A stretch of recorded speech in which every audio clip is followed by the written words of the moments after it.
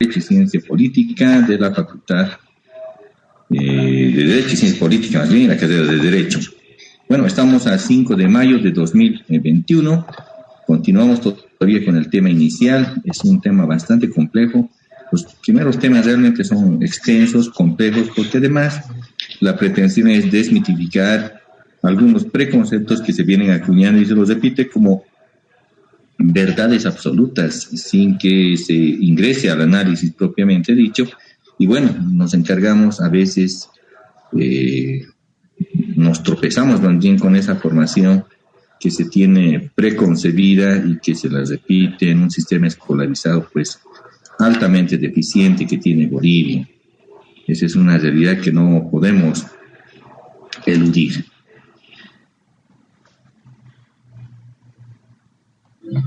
Por favor, me van a indicar si se observa la diapositiva. Epa.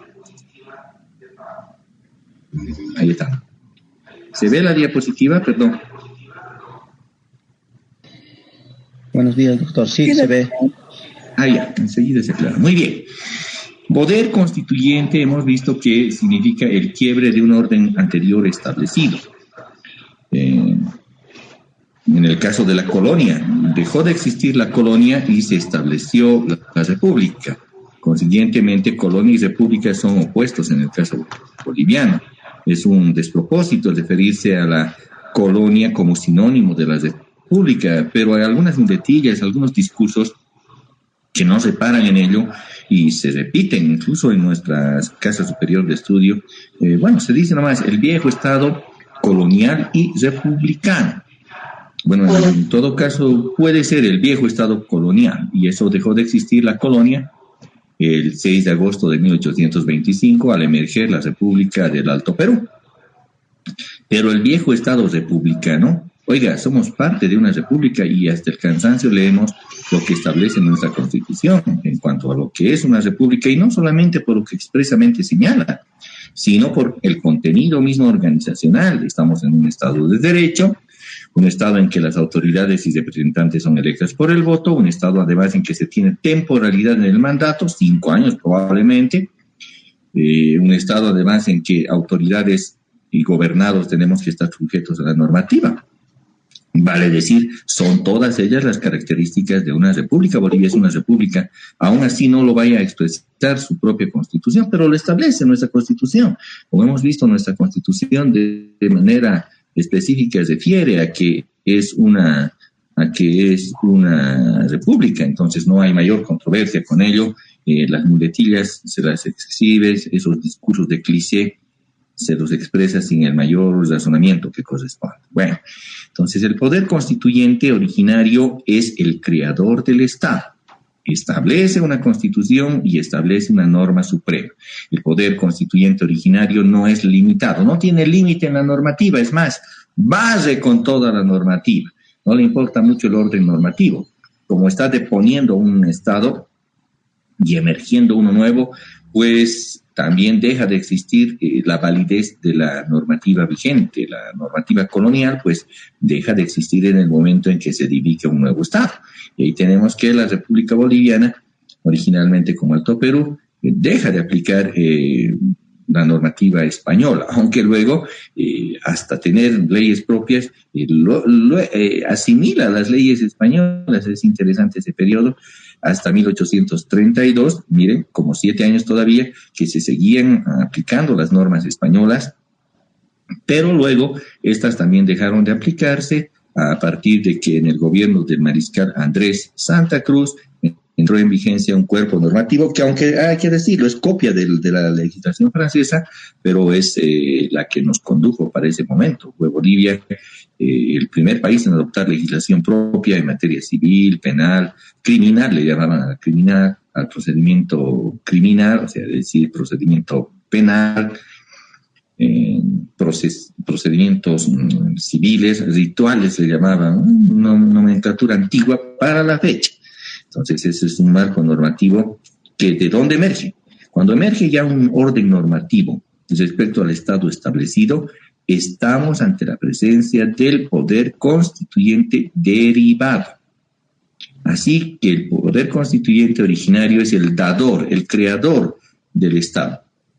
Y el poder constituyente derivado es el poder legislado, es el poder constituido, es el orden normativo. El nuevo orden político crea una nueva normativa, desde la Constitución, las leyes, los decretos y demás normas. Este nuevo orden político y esta nueva normativa, una vez que se consolida, solo pueden modificarse a través de complicados procedimientos de reforma. Si decíamos que el poder constituyente originario prácticamente no tiene límites, no tiene fronteras legislativas para hacer su norma, puede hacer lo que convenga. De ahí que toda constitución es una decisión política, eso lo hemos visto desde la primera clase. No es un instrumento académico, no es un instrumento ordenado donde solamente existan normas de contenido constitucional puras. No, tiene un conjunto de normas proclamativas, si queremos poesía. No solamente la Constitución boliviana, porque nos gusta lamentarnos, ¿no? La Constitución boliviana adolece de eso. No, todas las constituciones, incluyendo la Constitución norteamericana, dentro de sus proclamas independentistas, ¿acaso no sostiene que uno de los derechos que busca el ciudadano es la búsqueda de la felicidad, la pretensión de la felicidad? Bueno, pero por ley alguien va a ser feliz. No, entonces es un derecho proclamativo, pero está en sus normas constitucionales porque son decisiones políticas que tiene cada uno de los estados. Cada uno de los países tiene decisiones políticas. En el nuestro, ¿quién pudiera comprender esto del vivir bien? A ver, vivir bien, ¿qué significará? Bueno, no tiene definición, pero entendemos que seguramente será algo que nos permita satisfacer nuestras necesidades básicas y además de otros servicios. Vivir bien significará, pues, eso, alimentarse bien, tener buena seguridad social, buena salud en el marco de la prestación del servicio, buenas prestaciones de servicio de vivienda, se me ocurre de dotación de agua potable y demás servicios. Vivir bien significa eso, pero son conceptos que obviamente denotan que la Constitución es una decisión política emergente además de relaciones económicas, y eso machaconamente repito a lo largo de este curso. Y esto difiere de las muletillas también que se tienen en otras áreas de formación del propio derecho constitucional. Basta decir en otras áreas el derecho de la norma suprema, pues la Constitución es la norma suprema que organiza el Estado y otorga derechos y garantías. Pero ese es un concepto incompleto si es que no se conoce que el origen mismo de la Constitución es un origen político, pero con antecedentes económicos, lo que implica que el último eslabón en esta formación es el derecho. Por eso es que el derecho no tiene carácter de ciencia. El derecho no tiene carácter de ciencia porque responde a decisiones políticas que asumen los generadores de la ley o de la Constitución. En este caso, el generador originario de la Constitución es el poder constituyente originario. Y luego, al establecerse el Estado, tenemos el poder constituyente derivado, que es el orden establecido formal y legal. En el poder constituyente derivado sí existe la aplicación, pero así específica de la ley, porque ya existe un orden nuevo, un nuevo orden constituido, y este nuevo orden constituido tiene que imponerse al resto de la sociedad, tiene que en consecuencia generar su normativa, y al tener la ley la característica de la coercibilidad, tiene que ser aplicada mediante la amenaza de la aplicación de la fuerza o en algunos casos la aplicación efectiva de la fuerza. Estamos viendo el caso de Colombia.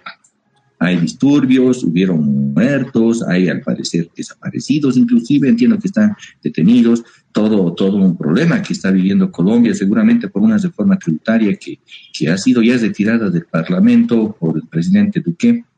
Pero bueno, sigue la convulsión, continúa la convulsión. Entonces, por un lado dirán, se tiene que deponer al gobierno porque ha tratado de plantarnos nuevos impuestos. ¿Se acuerdan de la Revolución Norteamericana? ¿Cuál era el motivo? Los impuestos. Bueno, ¿cuál es lo que denota esta convulsión en Colombia? Los impuestos. ¿Qué es lo que ha denotado la convulsión de febrero de 2003 en Bolivia? Los impuestos.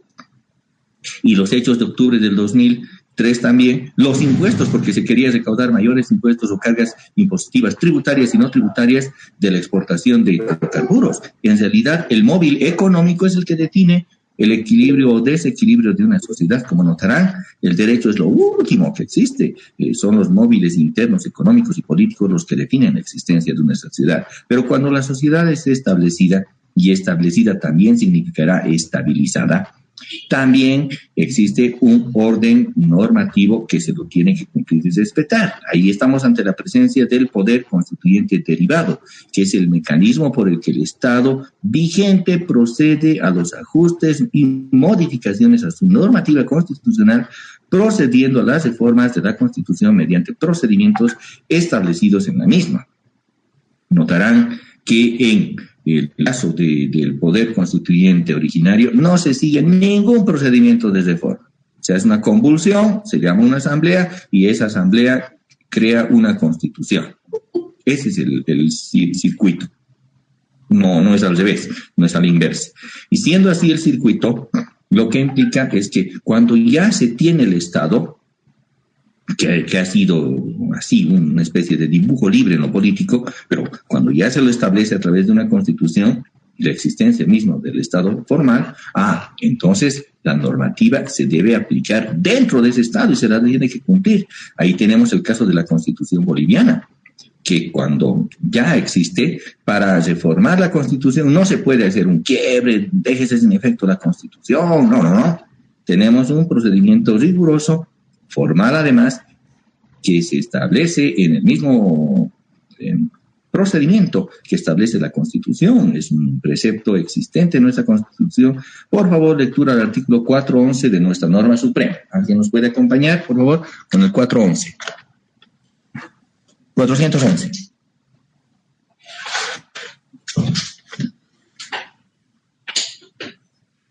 Hola. ¿Alguien me escucha? Doctor, ¿lo puedo leer? Adelante, gracias. Artículo 11. La reforma total de la Constitución o aquella que afecte a sus bases fundamentales, a los derechos, deberes y garantías o a la primacía y reforma de la Constitución tendrá lugar a través de una asamblea constituyente originaria plenipotenciaria, activada por voluntad popular mediante referendo. La convocatoria del referendo se realizará por iniciativa ciudadana, con la firma de al menos al 20% del electorado, por mayoría absoluta de los miembros de la Asamblea Legislativa Plurinacional o por la presidenta o el presidente del Estado. La Asamblea Constituyente se autorregulará a todos los efectos, debiendo aprobar el texto constitucional por 2/3 del total de sus miembros presentes. La vigencia de la reforma necesitará referendo constitucional aprobatorio. ¿Leo el segundo parágrafo? No, está bien ahí, gracias. Gracias. El 411, el artículo 411, nos enmarca a que para cambiar la Constitución, sea de manera total o de manera parcial, existe un procedimiento. Y procedimiento además establecido en la propia Constitución. El último caso fue el referéndum de la reforma parcial del artículo 168 de la Constitución, el 21 de febrero del 2016. Ya son 5 años desde aquella oportunidad. Bueno, no se modificó, el 168 está incólume, vale decir, plenamente exigible y vigente tal como fue redactado en la Asamblea Constituyente. Ese artículo fue aprobado en la Asamblea Constituyente, aunque algunas deformaciones que siempre existen en el discurso político dijeron, no, eso ha sido cambiado en unos acuerdos de Cochabamba. No, ese artículo fue aprobado en la Asamblea en la sesión de Oruro, en la sesión de 8 de diciembre, que duró hasta el 9 de diciembre, en la que se aprobó en su estación en detalle la Constitución, proyecto de texto de la Constitución Política del Estado en la Asamblea Constituyente. Como les dije, a mí no me lo han contado, yo he estado presente y tengo el documento. Además de los constituyentes, soy el único no constituyente que ha firmado la Constitución Política del Estado, y en eso me honro en decir que tengo los documentos, por lo menos los que he podido tener en copia, de los emanados en la Asamblea Constituyente. Y así que no eso que les escucho a los políticos decir en los debates que dicen, no, la Asamblea Constituyente le ha aprobado la elección indefinida. Si aplicamos el 196.2, por favor, de la Constitución. Lectura al 196.2 romano, por favor, de la Constitución. Hola. ¿Hay alguien vivo aquí? Buen día, doctor. Adelante, 196, parágrafo segundo. Sí, en su función interpretativa, el Tribunal Constitucional Plurinacional aplicará como criterio de interpretación con preferencia la voluntad del constituyente, de acuerdo con sus documentos, actas y resoluciones, así como el tenor literal del texto. Gracias, muy gentil. Lo que implica que Para la interpretación que efectúa el Tribunal Constitucional debe, entre otras cosas, munirse del texto aprobado, de los fundamentos, informes, documentos generados en la Asamblea Constituyente. Y bueno, en el texto aprobado en la Asamblea Constituyente es incuestionable el hecho de que el 168 se lo aprobó tal y como está en la Constitución vigente.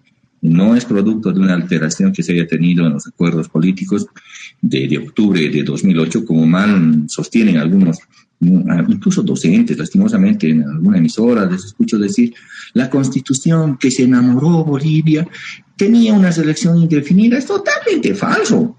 La Constitución emergente que dice que enamoró a Bolivia del 2007, la emergente de la sesión de Oruro, pues en el 168 es un mandato de 5 años más la posibilidad de una sola selección, punto, no había mandato indefinido. Pero bueno, para eso hay que emitirnos, por eso muy, muy, muy importante para un abogado, para un investigador, no remitirse a lo que dicen los demás, sino ir al texto que se viene investigando. Con ese método hemos tenido bastantes éxitos en desenmascarar muchos hechos falaces que tiene nuestro sistema normativo. Eso de los 10 impuestos, eso de que nació como República Bolívar, el impuesto de los 10 centavos, del tema de la invasión chilena, que el tratado de 1904 fue firmado bajo presión, y esas cosas que se les desenmaraña yendo a la fuente. Es muy importante para un profesional acudir a las fuentes, tanto como guiarse por rumores, aunque estén escritos los rumores, pero uno tiene que ir a averiguar la verdad.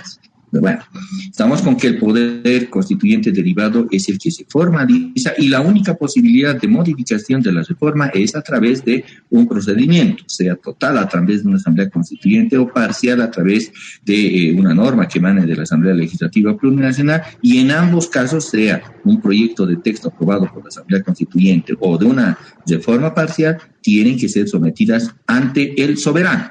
Y ahora sí entienden la función del soberano. ¿Quién es el soberano final? Es el pueblo. Léase nuevamente el artículo 7 de la norma suprema. Artículo 7.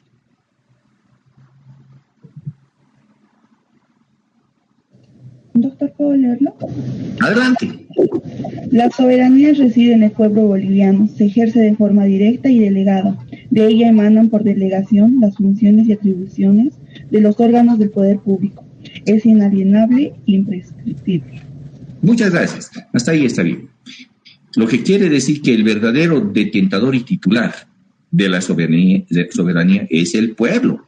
Y cuando nos dicen 9 personas que van a conformar el Tribunal Constitucional, lo que creen que es la Constitución, y sin embargo esta decisión plasmada en una sentencia constitucional o plasmada en una declaración constitucional con el mismo rango de una sentencia, pero que sea disonante, que no nos guste, que no aceptemos, esa determinación se convierte en ilegítima. Puede ser que guarde un sentido de legalidad o apego a la ley, pero va a ser ilegítima en el sentido de que no alcanza el concepto de aceptación generalizada. Y ustedes bien saben que la democracia, como les he explicado, que la democracia no es solamente el concurrir a la votación cada cierto periodo de tiempo. La democracia consiste en la participación efectiva en que el pueblo pueda diseñar, elaborar, aprobar, ejecutar y posteriormente controlar el conjunto de las políticas públicas. Y la Constitución obviamente es también una política pública normatizada, es un catálogo de derechos, garantías y organización del Estado que se plasma en un documento llamado Constitución. En consecuencia, ¿cómo no va a ser democrático que el propio pueblo soberano recupere ser titular de la soberanía de vez en cuando? Y es por eso que no se las va a creer y bastante las determinaciones de un tribunal constitucional. Al final de cuentas, 9 personas no le van a decir pues a 11 millones de personas que somos los habitantes de Bolivia qué es lo que entendemos por democracia y constitución. El Tribunal Constitucional no está conformado por un conjunto de sabios, está conformado por un conjunto de políticos también, porque la labor del Tribunal Constitucional no es científica, no es de cumplimiento de la Constitución, para nada. Son determinaciones de orden político las que se ejecutan, porque la Constitución, en última instancia, como toda ley, es una decisión política, y hemos visto hasta el cansancio los ejemplos que hemos venido dando en estas clases. A ejemplo de organización simplemente académica, o de presentación y de estudio de la Constitución se divide en dos partes, la parte orgánica y la parte dogmática. Repito, es muy importante comprender aquello. Yo le preguntaba el otro día a un estudiante que se probó en el examen de grado, indíquenos las partes de la Constitución de 2009. Y él me dijo la parte orgánica y dogmática. Le aclaré, no le estoy preguntando las partes académicas en las que se puede dividir o segmentar el estudio de la Constitución. No. Le dije, ¿cuáles son las partes que componen nuestra Constitución? Le oriento, señor postulante, le dije, son 5. Dígame alguna, le voy a decir alguna de ellas. Bases fundamentales del Estado, derechos, deberes y garantías. Ahora dígame el resto, dígame las 2, 3, 4 y 5. Y ni atrás ni adelante. Implica ello que un postulante, habiendo egresado, habiendo concluido el plan de estudio de la carrera de Derecho, no había leído la estructura de nuestra Constitución. Y para que esté y demasiado claro cuál es el concepto de la estructura de nuestra Constitución, vamos a señalar que la Constitución de la República de Bolivia de 2009 se encuentra conformada por 5 partes. La primera es bases fundamentales del Estado, derechos, deberes y garantías. 2, estructura y organización funcional del Estado. 3, estructura y organización territorial del Estado.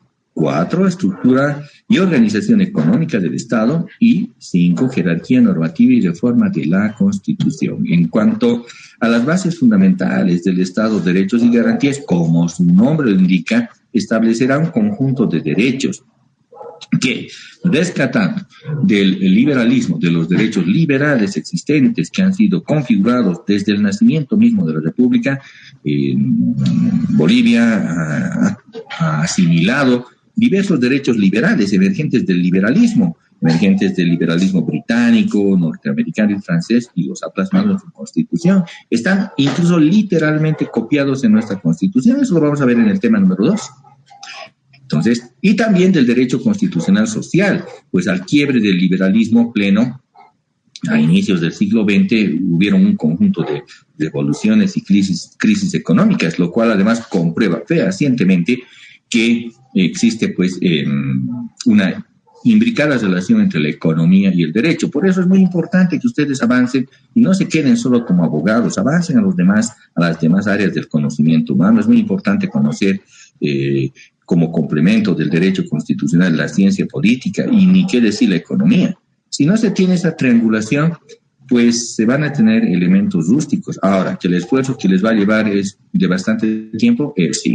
Cada carrera, como ustedes bien saben, tiene 5 años lectivos y posteriormente por lo menos 1 año de investigación o de preparación para examen de grado. Quien ha hecho las 3 tesis y sí lleva bastante tiempo en efectuar este tipo de análisis de proyectos y de tesis, que son los que se presentan a nivel de investigación. Y si sumamos cuando menos 6 años cada carrera, estamos ante 18 años solo para concluir el nivel de licenciatura más o menos completo, porque tal vez habría que complementar con algunas otras cuestiones más. Pero bueno, se tendría una triangulación interesante, y posteriormente también la especialización que lleva sus otros años. Así que una buena parte de la vida, si es que uno quiere estar debidamente preparado, se va a ir en cursar aquello.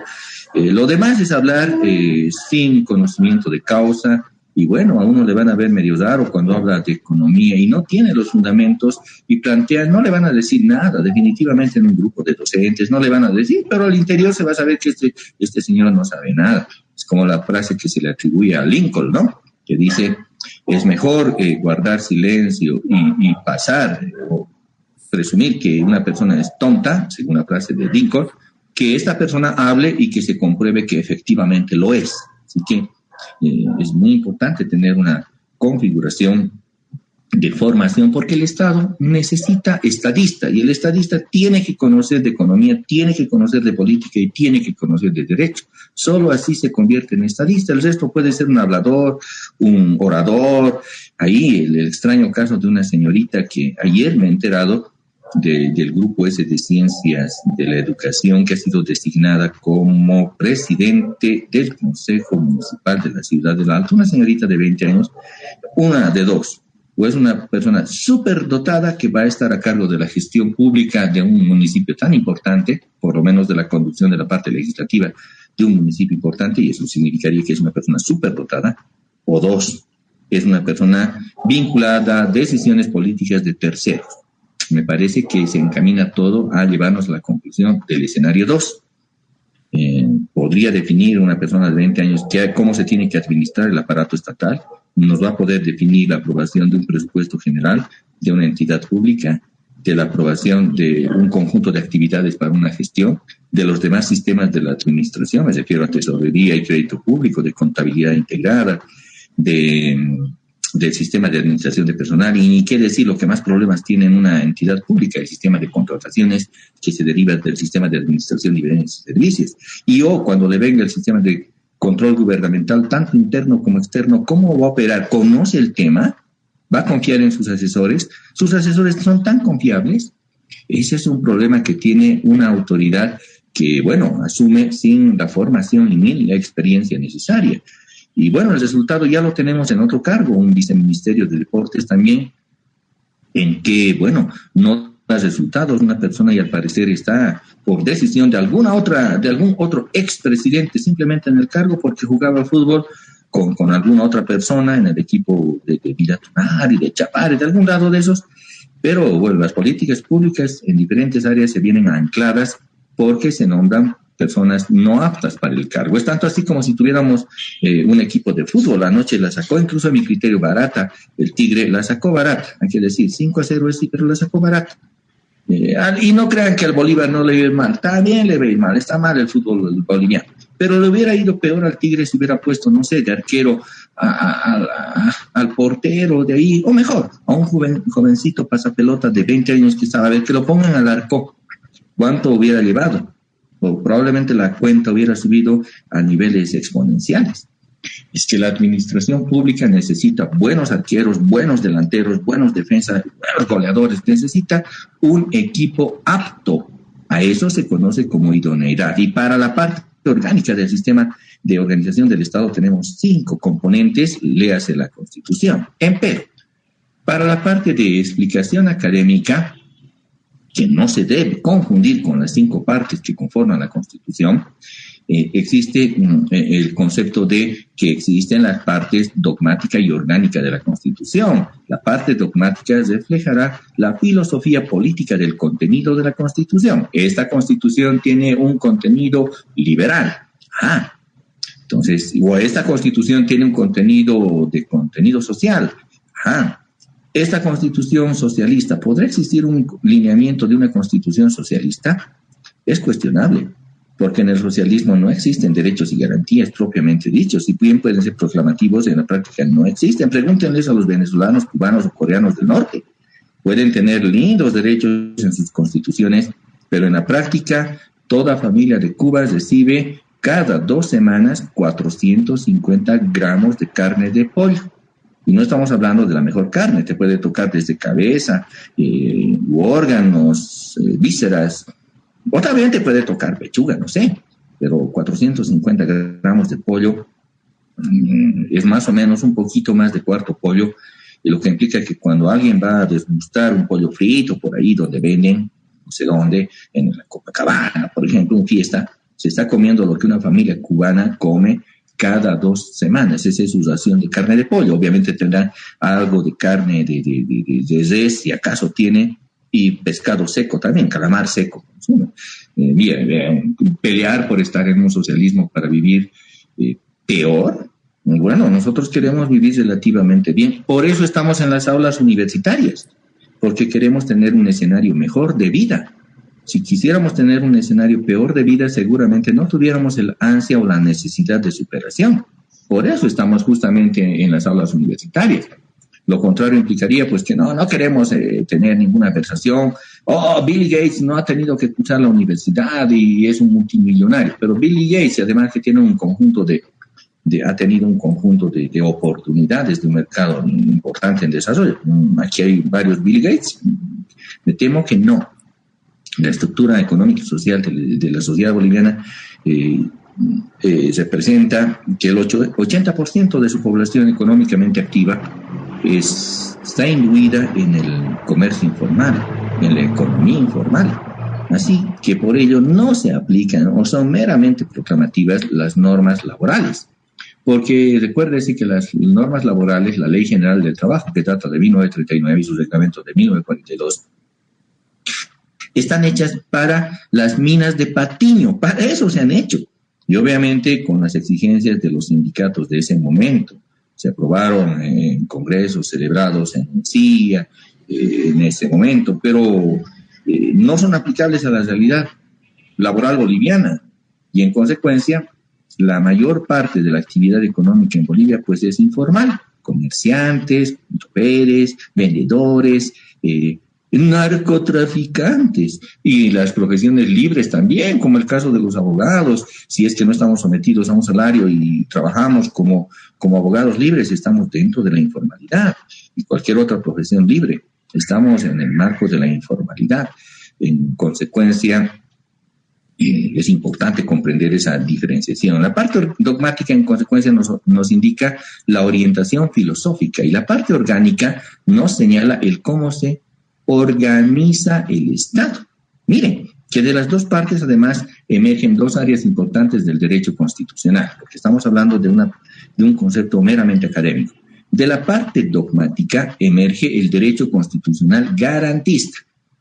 De la parte orgánica surge el derecho constitucional organizacional. Y le falta una tercera parte, la parte procesal, los procedimientos. Abogado que no sepa procedimientos, que no litigue, puede tener título, pero no es abogado de verdad. Es un licenciado en Derecho o un abogado que no tiene experiencia laboral.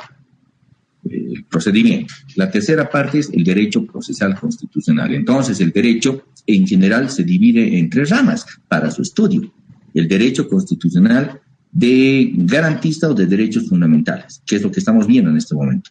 Luego vamos a pasar al derecho constitucional orgánico.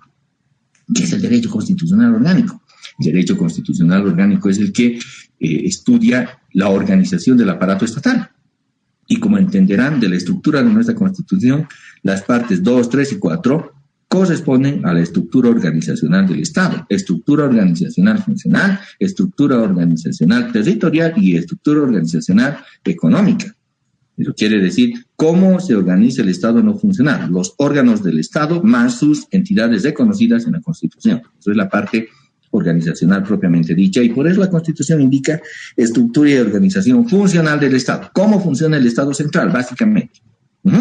La otra, estructura y organización territorial, que eso es lo novedoso en esta Constitución. La generación de mecanismos de gobiernos subnacionales, es decir, la existencia de gobernaciones, asambleas legislativas departamentales, municipios, consejos municipales, gobiernos indígenas, originarios, campesinos y sus respectivos niveles de decisión, e incluso que pueden configurarse conformando los gobiernos regionales sin exceder los límites departamentales, como es el caso de la región del Gran Chaco, en el departamento de Tarija. Entonces, la parte orgánica pasa por la organización funcional, la organización territorial, que es el sistema autonómico, y la tercera parte, realmente desconocida, asombra el desconocimiento que se tiene de esta parte, estructura y organización económica del Estado. No le tenemos que tener miedo, queridos amigos, a los números. Cuando escuchamos economía y sabemos que van a haber números de por medio, bueno, medio que yo estoy en derecho porque no me gustan los números. Pero, y esto se ve en tribunales, a ver, planillas de sueldos, demanda laboral, y le pasan a un abogado de contrario el cálculo que ha efectuado, estamos en audiencia, bueno, abogado de la parte demandante fundamenta, y este monto a liquidar tiene que ser de esta manera. Él no ha hecho la planilla, probablemente han hecho en el Ministerio de Trabajo. Bueno, le cogen el traslado al otro abogado para que defienda a la parte empleadora, probablemente, y dice: señor juez, con carácter previo, no estamos capacitados los abogados para efectuar este tipo de análisis, que es un análisis económico y lleva se necesita una pericia económica y matemática. Y el juez, en lugar de decirle, oye, abogado, son sumas y restas, lo que hace el juez es decir, sí, con carácter previo, convóquese al equipo técnico para que efectúe un informe. Son simples sumas y restas. Tal vez alguna multiplicación más. Tan difícil puede ser. Es aritmética básica, no es cálculo, no nos va a dar derrame cerebral si es que hacemos esas operaciones, que las hacemos además en nivel primario, cuando tenemos 6 años, 7 años, estamos haciendo sumas y restas. Como a nivel del ejercicio profesional tenemos que pedir ese tipo de informes periciales, y ni qué decir en la parte de contrataciones. Cuando estén en la administración pública y sean abogados de entidades públicas, van a ver números, informe técnico de la Dirección Administrativa y Financiera. ¿Y saben cómo se expone en la Dirección Administrativa y Financiera? Yo he estado ahí. Llegaba algún informe, alguna observación de los del área jurídica y nos reíamos, perdonen la expresión, pero es tan sencillito esto. ¿Cómo nos va a pedir un informe? Bueno, le mandábamos un informe como para que entienda un niño de 7, 5, 6 años. Nos parecía bastante extraño que los abogados en general estén tan poco imbuidos con el área de la matemática. Y no estamos hablando de cálculo avanzado, que eso sí ya es otro nivel. Es otro nivel. Acabo de dar esa asignatura en el mes de diciembre, enero y febrero. He estado vinculado con los estudiantes de la carrera de Ciencia Política y ahí sí les he metido cálculo, porque estábamos haciendo la asignatura de Estadística y aunque no crean, con esfuerzo sí se logra. Al final, en los exámenes finales, los estudiantes, bueno, los que han aprobado, sí han logrado aplicar cálculo. Sí, cálculo, además, con fórmulas estadísticas. ¿Y por qué? Porque un politólogo tiene que estar pues, formado en el área también de los números. En muy pocas ocasiones se les da ese nivel. En esta ocasión hemos tenido que el profesor del área ha estado impedido por razones de salud, por esta pandemia, y el director me consultó, oye, Chávez, tú que sabes también economía, ¿será que te puedes hacer cargo? Nuestro docente fulano está con baja médica, y está con buen tiempo de baja médica, ¿te puedes hacer cargo del tema? Claro que sí. Da el programa, y he visto su programa, era muy básico, esto es muy básico. Vamos a la verdadera estadística, a la que se lleva en la carrera de estadística o en la carrera de economía. No tan avanzada porque va a ser incluso innecesaria en algunos casos, pero lo que podamos avanzar, queridos amigos. Cuando llevemos la parte del órgano electoral y le entremos al tema de distribución de escaños, vamos a manejar aritmética también, queridos amigos, no es cálculo, aritmética. Sumas, estas multiplicaciones y algo de lógica también, porque la parte matemática implica lógica.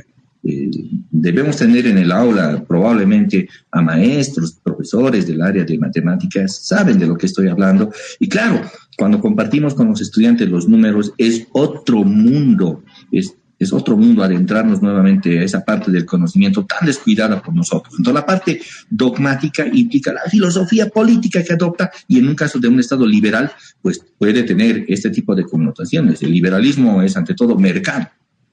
Ahora, hay que entender que en ninguna constitución, ni siquiera en las que se autoproclaman liberales, como es el caso británico, norteamericano o francés de su momento, pero norteamericano particularmente, no existe plenitud de liberalismo. Y a su vez, en los estados que se autoproclaman altamente socialistas o comunistas, caso Unión Soviética extinta, o el caso de la propia China, que proclaman el comunismo, tampoco ocurre lo mismo. No hay un comunismo pleno, es más, hay un capitalismo mucho más brutal en la China que en otros países. De ahí que su PIB per cápita alcanza 9.800 millones, 9.800 dólares por cabeza. Pero oiga, los chinos son como 1.400 millones. Y en consecuencia, ¿qué es lo que va a suceder? Deben haber unas personas altamente ricas y otras personas mínimamente pobres. Lastimosamente debe ser así. Pero bueno, toda la parte dogmática encamina a filosofía política y la parte orgánica estructura la organización del Estado, es el estudio del conocimiento del Estado. Así que cuando nos pregunten cuántas partes tiene la Constitución, la respuesta inmediata tiene que ser ¿desde qué punto de vista? Desde el punto de vista de la estructura de la Constitución son 5 partes. Desde el punto de vista del estudio del derecho constitucional son 2 partes, la parte dogmática y la parte orgánica. Esa respuesta le hubiera podido salvar al estudiante egresado que lastimosamente la anterior semana se probó ese comunicado que hemos estado en exámenes de grado los días miércoles, jueves y viernes, y y ha habido una alta tasa de desaprobación. No sabemos por las cuestiones de pandemia o porque se pensaba que iba a ser muy diferente el examen de grado. No, el examen de grado es el examen de grado. Y puede ser que no hayan cursado los postulantes en algunos casos la asignatura conmigo. Es muy probable que no hayan sido alumnos de quien habla o estudiantes. Pero en el momento del examen de grado yo voy a preguntar tal y como se debe avanzar la asignatura. Así que si aprobaron con un trabajito, con una feria o dando una investigación, bueno, es el problema de ellos mismos, porque al momento de que levanten el bolillo y me digan tal punto del programa, yo les voy a preguntar de la manera más exigente que puede existir, porque si están en un nivel de examen de grado, hay presunción de que haber aprobado el resto de las asignaturas. Y en particular el caso del derecho constitucional y el procedimiento constitucional, yo voy a presumir que han aprobado de la manera concordante. Igual, cuando hay exalumnos que yo los reconozco y que han estado en aula, yo les voy a interrogar exactamente de la manera en que estuviéramos en aula, porque no se puede bajar el nivel de calidad de formación que tenemos en la carrera. Si redujéramos el nivel de exigibilidad, ¿por qué no optamos de una vez de autoproclamarnos, no sé, Universidad UPEA? Para que no exista ese nivel de exigibilidad. O peor aún, nos autoproclamamos de una universidad privada. Listo, ya. La materia, unas cuantas conversaciones con el docente, un trabajito, un examen, otro examen recuperatorio de recuperatorio y otro trabajito más de recuperación. Y todos felices con nuestros 80s, 90s y 100s. Y listo, nos hemos autoengañado. No. Aquí somos exigentes. El docente tiene algunas reglas que se les ha explicado al principio de clase. El docente solamente en el examen exige lo que ha avanzado. Yo no les digo de tal texto, tal página, o tal tema avanzado, tal lectura. No. Avanzamos en clases. Pero eso sí, lo que se avanza en clases se les pide como se expuso también. Y ahí viene la dificultad cuando no se le pone atención. ¿No han notado que yo no llamo lista y esas cosas? No llamo. ¿Para qué? Porque tengo mis mecanismos de control. En algún momento diré, cuando veo pocos estudiantes, muy bien, están en sala, no sé, pocos estudiantes, es el 30%, en una hoja, por favor, la siguiente consulta, bien facilito, así, y mándeme a mi correo electrónico o a mi WhatsApp en este momento en 5 minutos. Y ese momento comienzan a enlazarse, pero ya no les admito, como ustedes saben, tenemos algunos minutos de tolerancia. Y cuando veo así que hay mucho abandono de salón, ocurre aquello que es de comprobación además de presencia. Bien, hay un debate estructural en el derecho constitucional y en realidad es un debate del propio derecho. Es el debate de la corriente positivista normativa versus la corriente fáctico ius naturalista, que es todo esto. Para eso tenemos, sin embargo, que tener un enfoque previo, una introducción antes de entrar a este debate serio, que seguramente ustedes han visto en la asignatura de Teoría del Derecho. Tienen una asignatura que ha reemplazado a Introducción al Derecho. Me parece que se llama Teoría del Derecho y Pluriculturalidad de Derecho, algo por ahí se llama. ¿Alguien me puede corregir cómo se llama la asignatura, por favor? En primer año se lleva. Doctor, es Teoría del Derecho y Pluralismo Jurídico. Esa materia, perdón, no me puedo acordar. Teoría del Derecho y Pluralismo Jurídico. Bueno, ahí han visto este debate, por lo menos desde el punto de vista inicial, pero sí lo tenemos que ver con profundidad, porque es en realidad el debate central del derecho constitucional. Y de manera diaria, cuando estamos ante un tribunal, estamos frente a este debate. A ver, la norma positiva o la realidad fáctica. ¿Cuál de las dos se aplica? Verdad material versus norma positiva, si queremos condensar en lo mínimo de la expresión. ¿Por qué la Constitución se encuentra por sobre el resto de la normativa? ¿Por qué hay primacía de la Constitución? Esa es la interrogante que lleva a reflexionar respecto a la naturaleza u origen de la Constitución. ¿De dónde se origina la Constitución? La primacía de la Constitución refiere a que la Constitución se aplica de manera preferente en el orden jerárquico de normas. Por ello es que la Constitución se diferencia del resto de la normativa que se encuentra a su vez subordinada a ser un nivel infraconstitucional. Por favor, lectura íntegra al artículo 410 de la Constitución Política del Estado. 410, por favor. Doctor. Adelante. 410. Todas las personas naturales y jurídicas, así como los órganos públicos, funciones públicas e instituciones, se encuentran sometidos a la presente Constitución.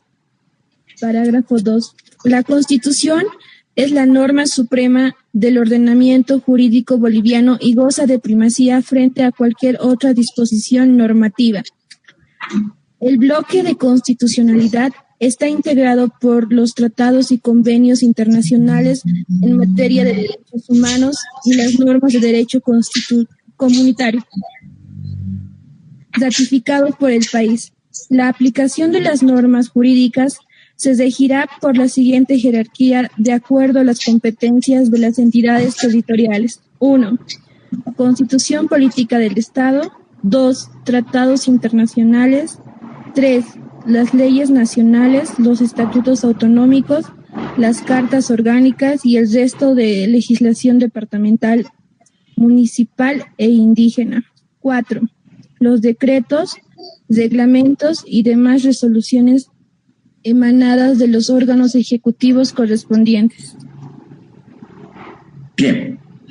Vemos que el 410 de la Constitución Política del Estado, gracias por la lectura, implica el orden de primacía y además la configuración del denominado bloque de constitucionalidad. La Constitución de 2009 es la que ha establecido el bloque de constitucionalidad. Antes, en la anterior Constitución, no se tenía registrado el bloque de constitucionalidad.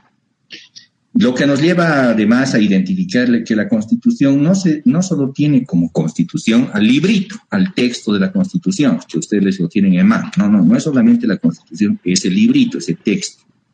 Porque además implica que forman parte del bloque de constitucionalidad los tratados en materia de derechos humanos. Ahí está con TDDH, los tratados en materia de derechos humanos, que son normas de contenido internacional. Ojo que estamos hablando de los tratados en materia de derechos humanos. No son todos los tratados.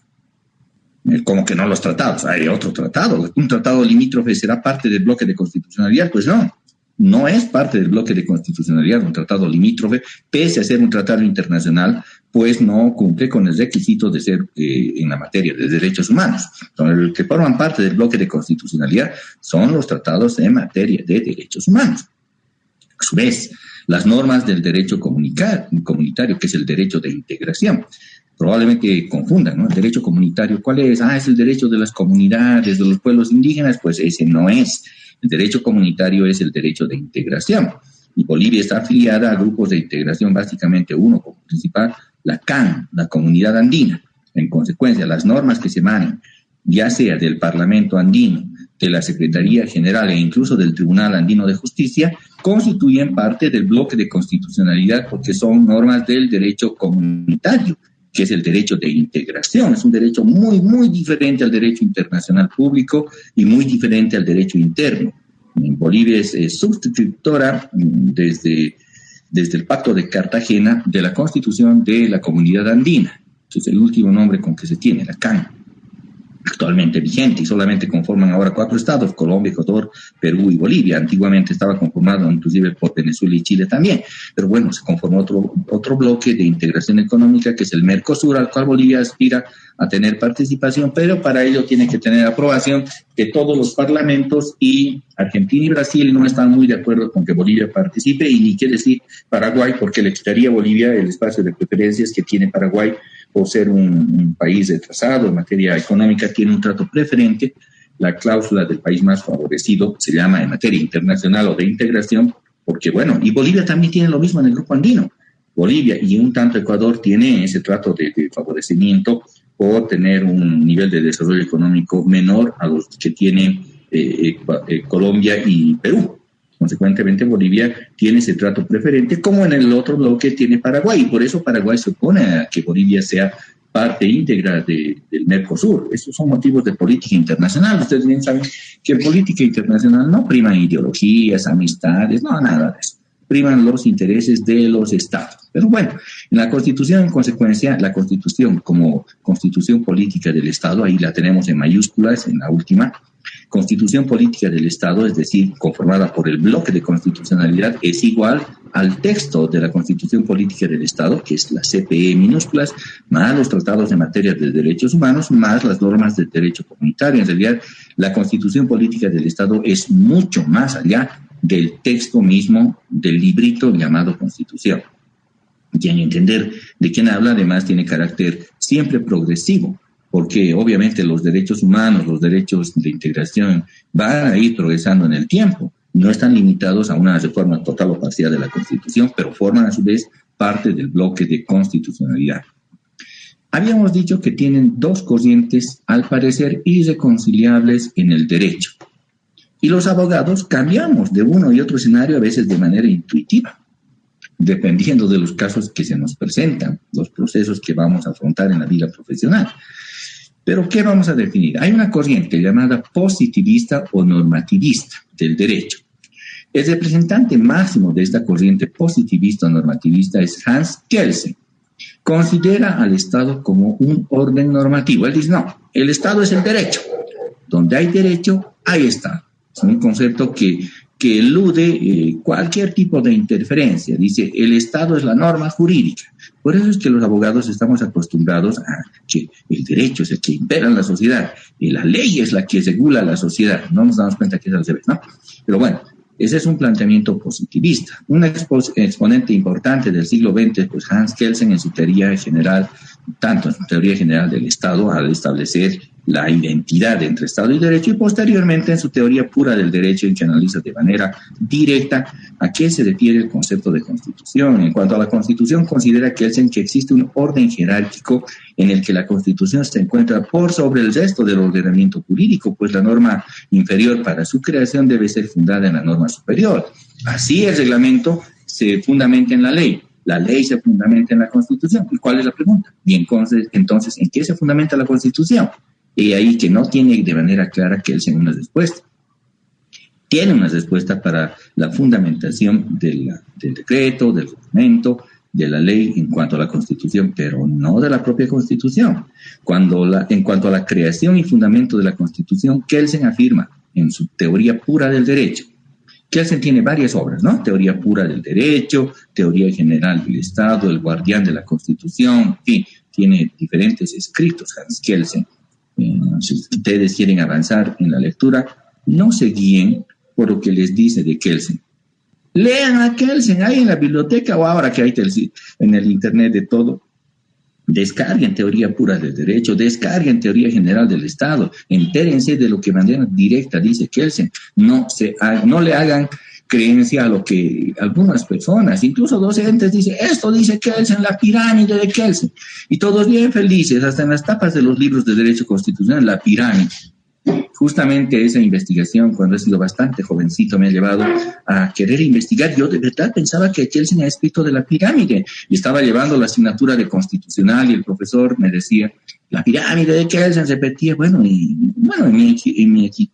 mi inquietud me he ido a la biblioteca central, porque esa es la que atendía los sábados e inclusive los domingos. Los sábados atendía hasta las 6 de la tarde y los domingos atendía hasta mediodía. Y me daba tiempo como para ocuparme de Kelsen. Ya tenía indicios de investigación para ese momento. Me voy señor bibliotecario, busco en el fichero, deme este libro de Kelsen, porque yo ni sabía qué libros tenía Kelsen. Este libro se llama, me dijo el bibliotecario del Monobloc Central, se llama Teoría General del Estado. ¿Esto quieres? Me dice. Sí, este debe ser. Bueno, toma. Me lo saca, me presta. Y lo he leído, como unos 4 o 5 domingos sábados y domingos he ido a leer. Lo he leído, el libro interesante. Oye, pero no habla de la pirámide. Debe haber otro libro. Aquí hay otro libro. Se llama, en el fichero veo, Teoría Pura del Derecho.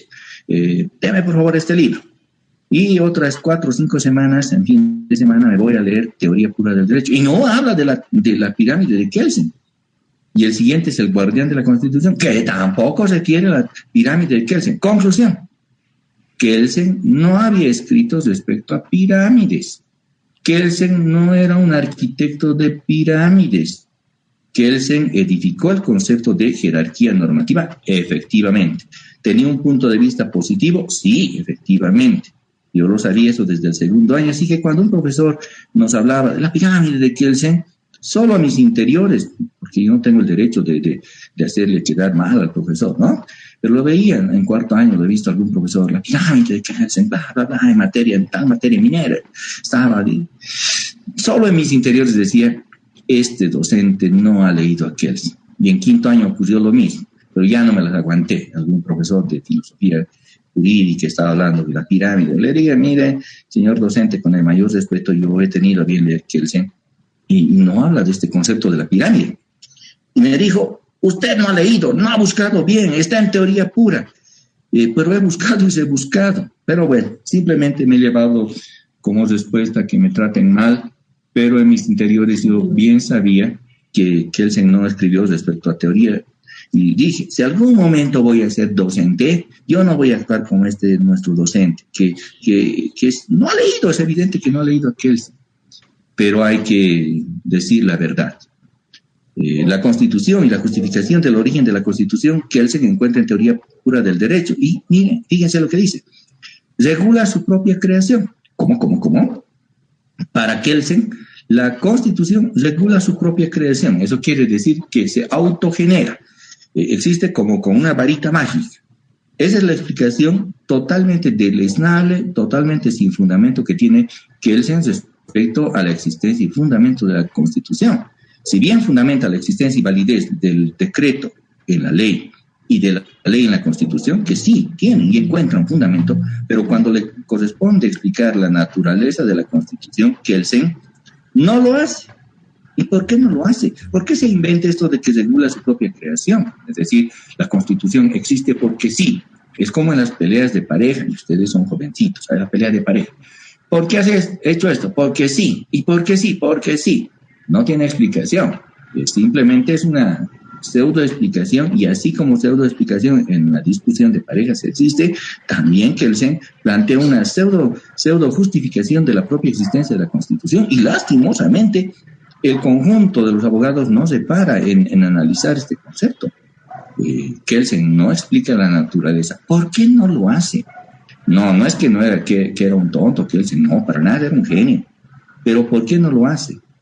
Porque si hiciera la explicación Kelsen de cuál es el origen de la Constitución, no tendría otra opción que señalar que la Constitución tiene un origen político.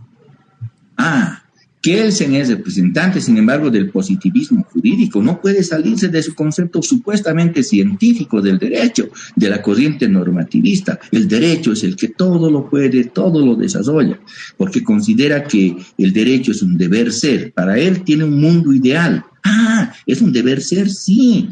Por eso Kelsen establece la teoría pura del derecho. Quiere decir esto que el derecho no se debe, según Kelsen, contaminar con conceptos económicos, sociales, políticos. No, eso es otra cosa. El derecho tiene que ser puro, explicable a través de sí mismo. Por tanto, el derecho es un deber ser ideal. La norma es para cumplir. Adelante. ¿Alguien pide la palabra? Bien, continuemos. Entonces decíamos que para Kelsen el derecho es un deber ser puro, ideal. Según Kelsen, no debe contaminarse con conceptos económicos, políticos, porque la validez corresponde únicamente al orden jurídico. Por ello es que se presenta como teoría pura del derecho. De ahí incluso la denominación de ese libro, Teoría Pura del Derecho, en que explica que el derecho no tiene que ser influenciado por otras áreas. Pero si encontramos esa teoría, obviamente es un concepto ideal. Un concepto ideal. No existe en la realidad, por eso es el deber ser. Y ahí comienza la pugna. Deber ser ideal versus el ser real. A ver, ¿cuál es el deber ser? ¿Cuál será el deber ser de todo conductor? Mantener la derecha, no exceder un límite de velocidad, nunca sobrepasar un semáforo rojo, debe constantemente estar al tanto de lo que ocurre en su máquina, llevar la revisión periódica, renovar su licencia de conducir, si hace cualquier tipo de modificación, estar al tanto del cumplimiento de la norma. Pero eso se comprueba facilito, al otro lado, los peatones. Vamos a la esquina conformada por la calle Mercado y Loaiza, la esquina de abajo de la facultad, ahí hay un semáforo. Bueno, el semáforo, si está en rojo y frenan los autos, los vehículos, pasan los transeúntes.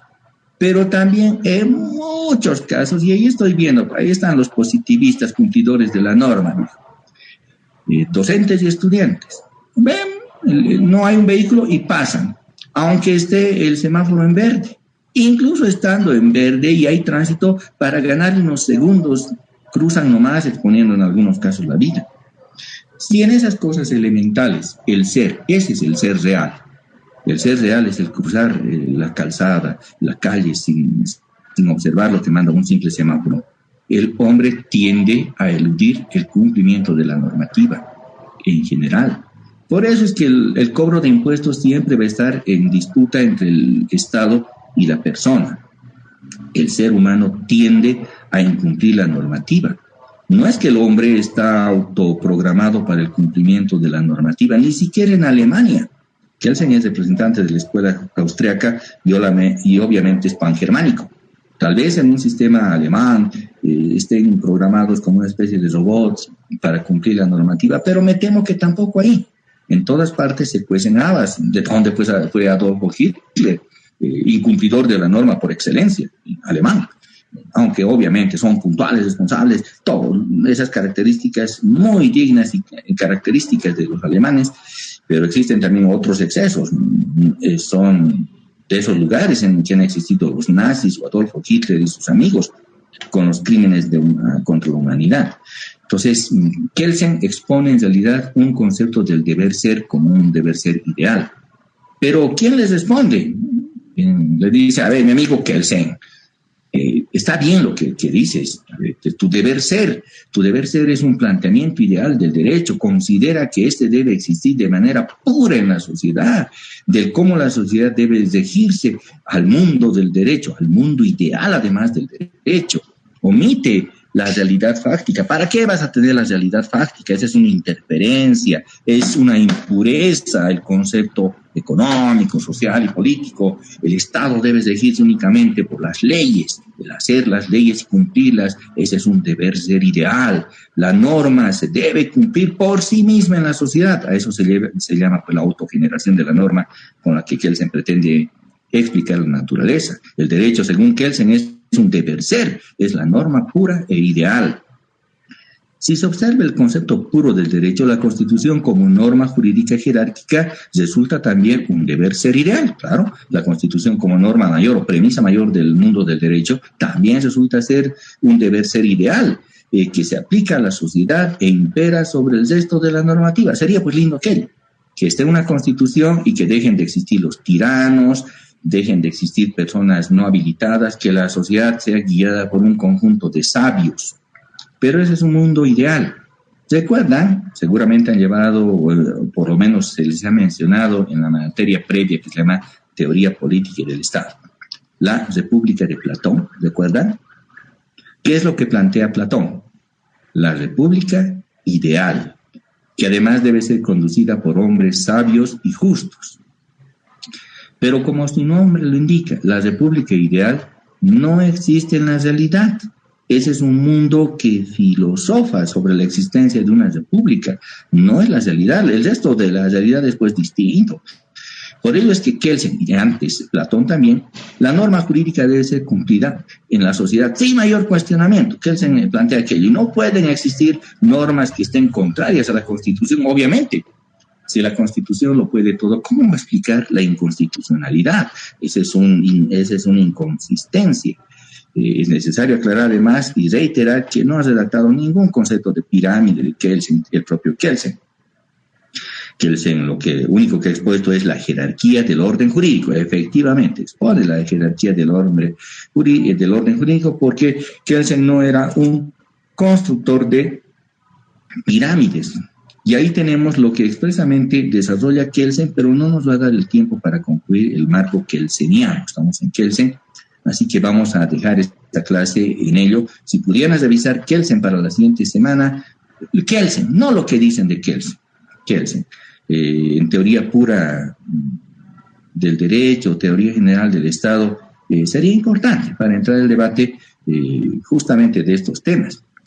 Lo que yo les explico, sin embargo, estimados compañeros, estudiantes, hace una diferencia sustancial con lo que les pueden explicar otros profesores en el mismo área del derecho constitucional.